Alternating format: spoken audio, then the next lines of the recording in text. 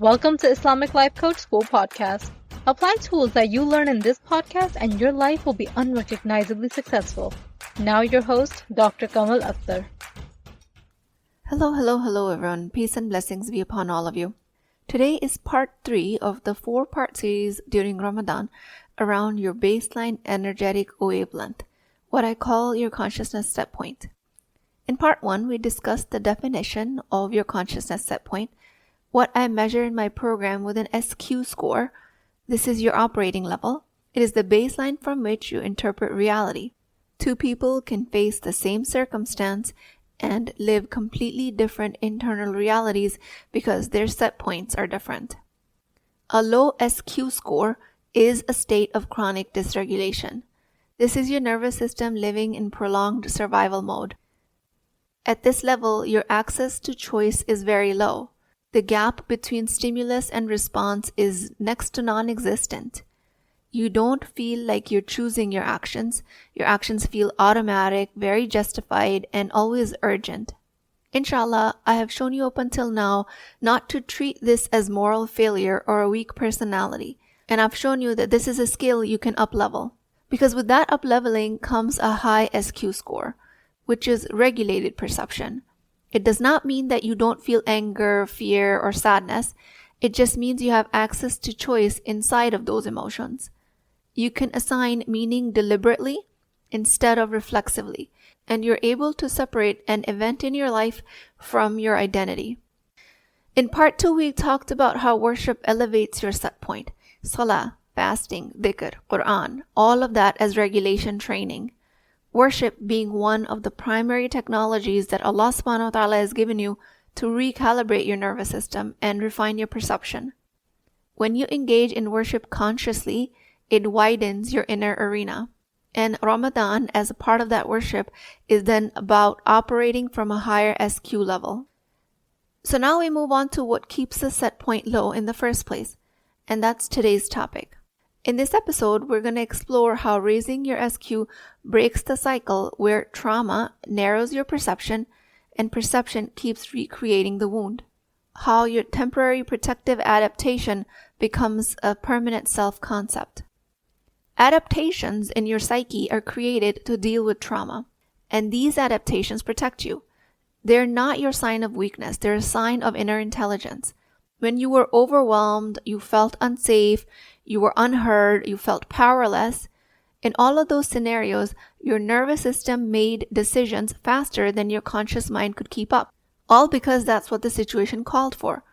The situation called for survival, and your subconscious mind provided that for you. It activated what needed to activate. It shut down what needed to shut down. And that in itself is not low SQ. That is a very high SQ, meaning that is a high consciousness set point. Your mind and body's intelligence did what it was supposed to do to keep you alive. This is your body's inner design doing exactly what it was created to do, to preserve life. At that point, adaptation was necessary. It came from a sophisticated internal intelligence. If you fawned in the presence of something threatening, that was your system calculating that compliance will increase your safety.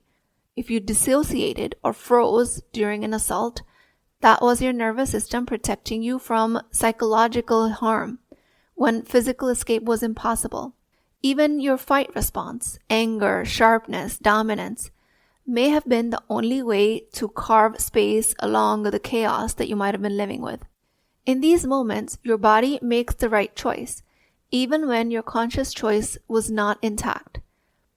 Again, what I'm trying to tell you is that this is not weakness. This is a very high consciousness set point, even when this is survival state. Because this was physiological, this is intelligent, this is responsive to you in real time. And still to this day, in certain situations, it might still be necessary. High soulful intelligence score does not mean that you never activate survival. It means that your survival is used proportionately. Interpreting that you might have acted from survival once has been moral failure, that is what's low SQ. That is a low consciousness set point. The problem begins when a temporary adaptation becomes a permanent self-concept.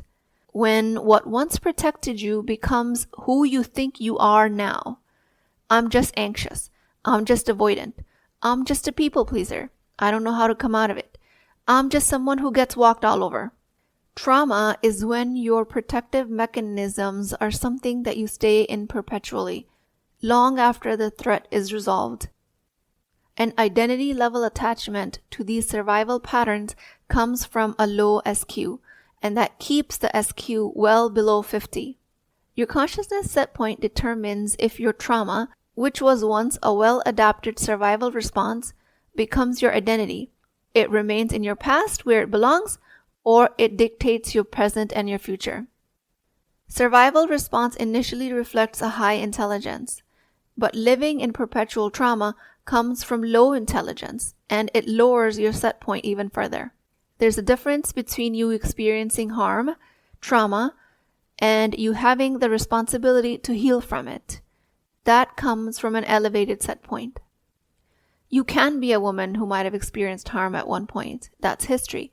But when you attach to the harm through a defining lens, when every disagreement with somebody somehow signals abandonment, or every delay from a text becomes rejection, when every authority figure signals to you some sort of danger, this is harm remaining active in the present.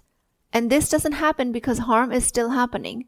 It happens because your low set point keeps you in a cycle where you reinterpret neutral situations through old survival coding.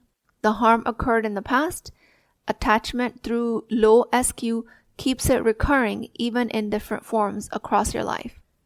This is a difference between a survival state that you might have been in at one point to your benefit and a survival story that keeps writing your life. The state was physiological and necessary. The story is psychological and unnecessary. The state was what was needed to keep you alive, but the story now says that this is who I am. Your trauma survival strategy itself does not mean that you have a low SQ. It means your body that was brilliantly designed did the job it was supposed to do. The low SQ begins when you stop questioning whether that strategy is still necessary. When you stop updating the operating system, when you allow your protective response to define your personality, your marriage, your faith, your qadr, that is when you're operating from a low consciousness set point. A persistently high set point honors your adaptation, whatever the survival mechanism body offered. And in the future, it asks, is it still needed? Is it still accurate? Is my response proportionate? Is this what I need in this moment? Low SQ fuses with the adaptation and it says, this is just me. And what was once temporary becomes a permanent ceiling that limits your life. And luckily for all of us, that ceiling can be raised. That set point can be raised. You did not choose the injury. You do choose the upgrade. Whether the harm was direct or subtle, cultural, relational, or generational.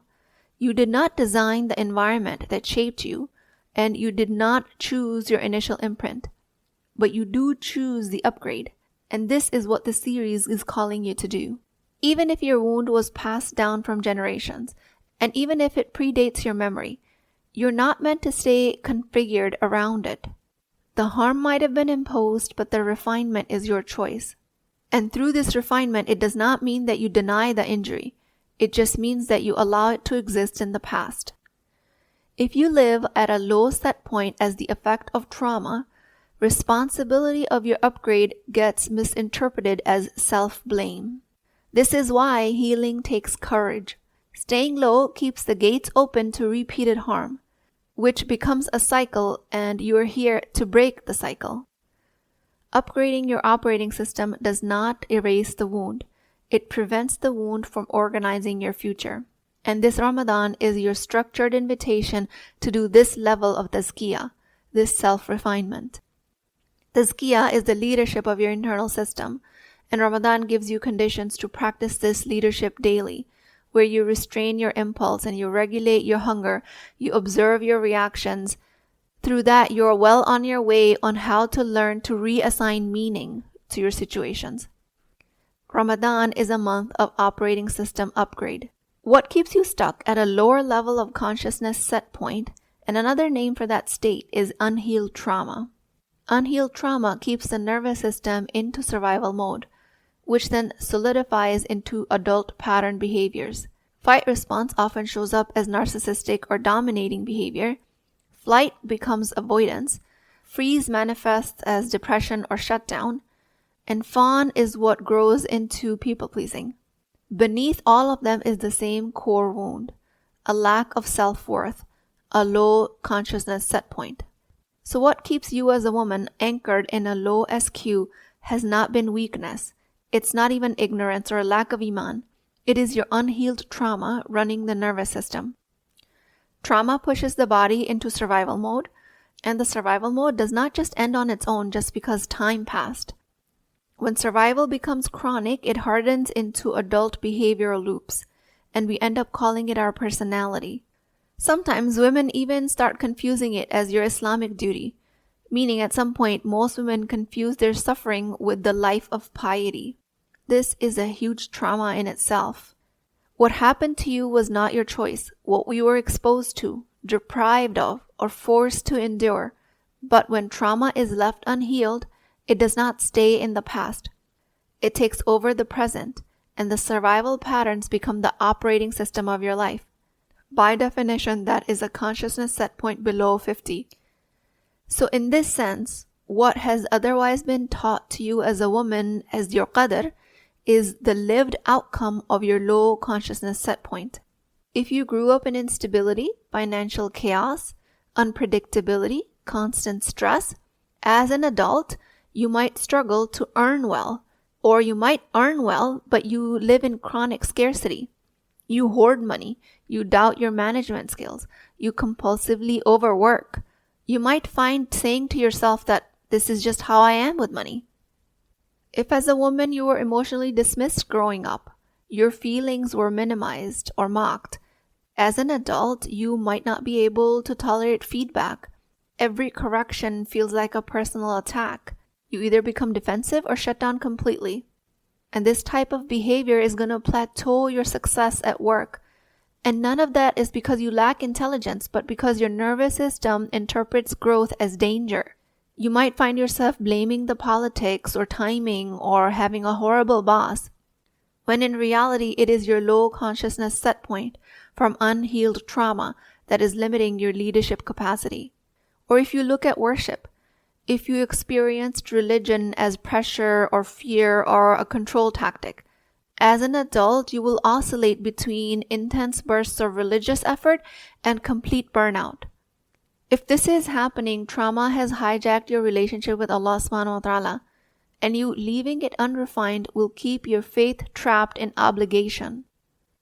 Trauma itself does not ruin your life. Unexamined trauma does. And this is where responsibility begins. Healing will never come from blaming yourself for adaptations that once kept you alive, because blame turns on yet another trauma pattern. Healing is you recognizing what protected you then is now preventing you from living. And refinement of the nafs is the process of reclaiming authorship over your internal operating system. So survival management no longer dictates your behavior. You could have been a victim of harm, but you don't have to be a victim of your dysregulation. Trauma was not your fault, but it is your responsibility to heal from it. Staying at the low set point keeps the gates open to repeated harm, self-sabotage, and generational transmission of pain. When you heal, you stop being available for all of these dynamics, and this is a part of your purification. Allah subhanahu wa ta'ala is not inherently punitive, but reality has laws. When wounding was not your fault, but you don't take responsibility for your healing, you will stay in chronic dysregulation, low-level energy, resentment, victimhood, and this survival mood will recreate a very constricted life. This is not a punishment from Allah. When the nervous system remains unrefined, it stays open to repeated harm. You keep choosing environments that feel familiar even if they're damaging. You might call it bad luck or fate, but all it is unhealed patterns replaying themselves. When you heal, you become unavailable for dynamics that depend on your self-abandonment. You function at a level of service because you want to, because you love to. You stop participating in cycles that feed only into your exhaustion. And all of this might feel threatening to others because your fragmentation is what is functional for them. They will label your healing as selfish because all of this time they might have benefited from your dysregulation. But your healing is not selfish. It is purification. It is taskiyah in its truest form. Removing what does not belong so that you can stand as a whole. And when you give your love from that wholeness, when you devote yourself to a cause from that completeness, it is so abundant that your reserve of giving never runs out. I want us to go through this Ramadan with a different kind of intention, not just for more acts, not just for more recitation, more hunger. I want us to promise ourselves that we are going to engage in a conscious elevation of our set point. We're going to consciously try to get our SQ closer to 75. That way we will treat this month as intentional taskiyah, an inward refinement, and we'll take that just as seriously as we take our outward acts of worship. Allah subhanahu wa ta'ala has never asked you to stay wounded to prove your goodness. And in this month, we're not only restraining our appetites, we're restraining our distorted meaning making. We're fasting from impulsive interpretations. We're fasting from our victim narratives. In Surah Ash-Shams 91, Ayah 9 and 10, emphasizes that the true success lies in taskiyah. The Quran says, "He has succeeded who purifies it, and he has failed who corrupts it." And this is with such ruthless clarity that there is no middle ground hidden between the two outcomes. The cruise control of neutrality is a lie that the nafs itself tells you to avoid responsibility. You are either purifying your nafs or you are corrupting it by not engaging in active healing. There is no cruise control. This is why the language of "I'm not doing anything wrong" is extremely spiritually dangerous. Not doing anything wrong is not the same thing as doing what is required. One of my teachers, Zakiya, and I want you to check out her work on Instagram, she once said to us, "If you stop bathing your body, you're going to start smelling." You don't say, "I didn't roll in dirt today, I should be fine." Well, she didn't say the rolling in the dirt part, but you get the metaphor. Even if you're not doing anything to make you dirty, if you don't shower long enough, people won't want to be near you. The same thing happens with the nafs. When you postpone your purification, when you delay actively participating in healing your nervous system, your consciousness set point automatically drops. The inner agitation becomes normal. Low relational standards feel extremely justified and normal. So the moral of the story is that we all have to take a bath. Think about the internal operating system you are running. If you stop updating it, you don't get a stable system. You get glitches, you get unexpected crashes. And the primal nafs is exactly how that is. The primal nafs has a built-in downward gravity. If left unattended, it defaults to survival logic. A lot of times that's entitlement. A lot of times that's resentment. It's victimhood or urgency. This is why people might swear that they're quote-unquote good people while living in chronic unrest and relational chaos. They might be going through spiritual numbness and think that it's normal. You might not be choosing anything evil explicitly, but the corruption itself will come from non-stewardship of that nafs, from letting the system run itself. Purification of the nafs is active resistance against that decay. It is applying upward force where otherwise gravitational force exists. You're engaging in your life consciously instead of compulsively. And for some people, the uncomfortable truth might be that choosing not to work on your nafs is still a choice. It is a choice to let the lowest set point level take command. And just like every choice, this also has consequences. It shows up in your relationships, in your psyche, in your spirituality, in your mental health. And this is not Allah's punishment. It's just simple cause and effect. When you tend to the nafs, the coherence becomes possible.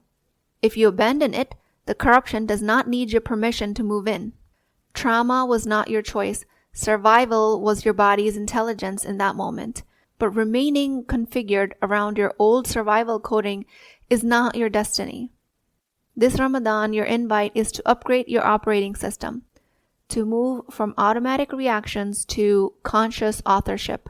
We are not doing this work to erase your past. We're doing it to prevent it from organizing your future. And that work in itself, that elevation of your set point, is taskiyah. With that, I pray to Allah subhanahu wa ta'ala, O Allah, you are the one who created my nervous system, my soul, my capacity to survive. Do not let what protected me then imprison me now. Ya Allah, help me honor my survival. Raise my consciousness set point so I respond to life from clarity. Expand my inner arena so hardship does not define me and the past does not organize my future. O Allah, this Ramadan, make my taskiyah real, refine my nafs, and allow me to trust the strength that you have given me. Ameen Ya Rabbul Alameen. Please keep me in your du'as. I will talk to you guys next time.